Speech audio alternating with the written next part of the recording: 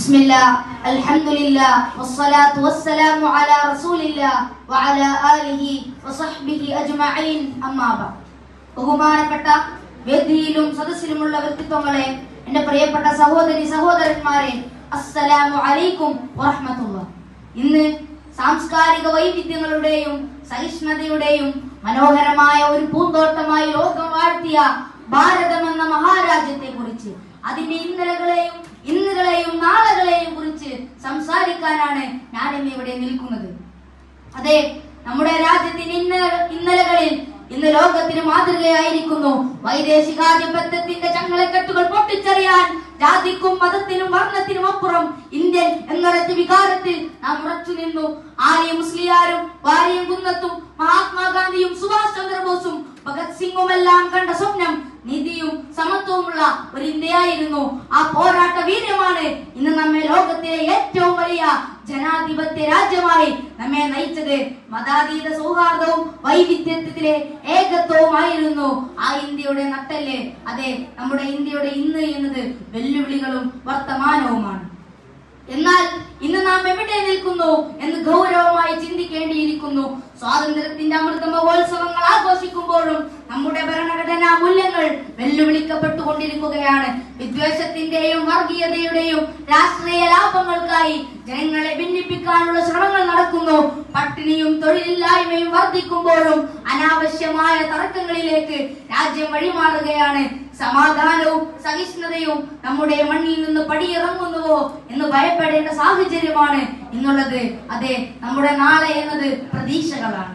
നമ്മളുടെ നാളെ എങ്ങനെയായിരിക്കണം അത് നിർണയിക്കേണ്ടത് വർത്തമാന കാലത്തെ യുവതലമുറയാണ്. വിദ്യാഭ്യാസം കൊണ്ടും നന്മ കൊണ്ടും ഉന്നതിയിലെത്തിയ ഒരു സമൂഹമാണ് നമുക്ക് വേണ്ടത്.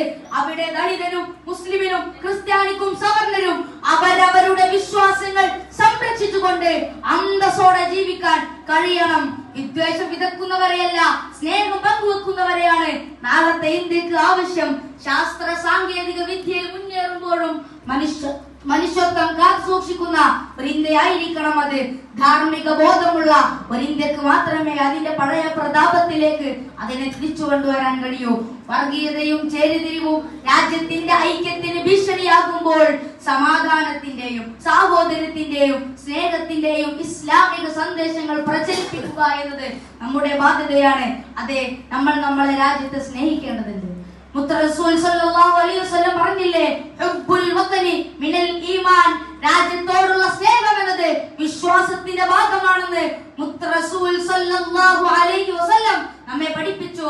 വിശുദ്ധ ഖുർആനിലെ 49-ാം അധ്യായം സൂറത്തുൽ ഹുജറാത്തിലെ 13-ാമത്തെ ആയത്തിൽ അല്ലാഹു പറയുന്നു, അഊദു ബില്ലാഹി മിനശ് ശൈത്വാനിർ റജീം,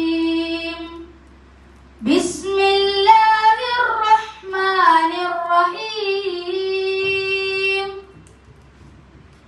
യാ അയ്യുഹൻ നാസു ഇന്നാ ഖലഖനാകും മിൻ ദക്കരിൻ വ ഉൻസാ വജഅൽനാകും ശുഊബൻ വ ഖബായില ലിതആറഫൂ ഇന്ന അക്രമകും ഇൻദല്ലാഹി അത്ഖാകും ഇന്നല്ലാഹ അലീമുൻ ഖബീർ. ജനങ്ങളെ, നിങ്ങളെ നാം ഒരാളിൽ നിന്നും ഒരു പെണ്ണിൽ നിന്നുമാണ് സൃഷ്ടിച്ചത്. നിങ്ങൾ പരസ്പരം മനസ്സിലാക്കുവാൻ വേണ്ടിയാണ് നിങ്ങളെ വിവിധ ഗോത്രങ്ങളാക്കിയത്. ധാർമ്മിക ബോധമുള്ള ഒരു ഇന്ത്യക്ക് മാത്രമേ അതിന്റെ പഴയ പ്രതാപത്തിലേക്ക് അതിനെ തിരിച്ചു കൊണ്ടുവരാൻ കഴിയൂ. ഭിന്നിപ്പിന്റെ മതിലുകളില്ലാത്ത നീതി പുലരുന്ന ഒരു സുന്ദര ഇന്ത്യക്കായി നമുക്ക് കൈകോർക്കാം. ഇത്രയും പറഞ്ഞുകൊണ്ട് ഞാൻ എന്റെ വാക്കുകൾ ഉപസംഹരിക്കുന്നു. അസ്സലാമു അലൈക്കും വറഹ്മത്തുള്ളാഹി.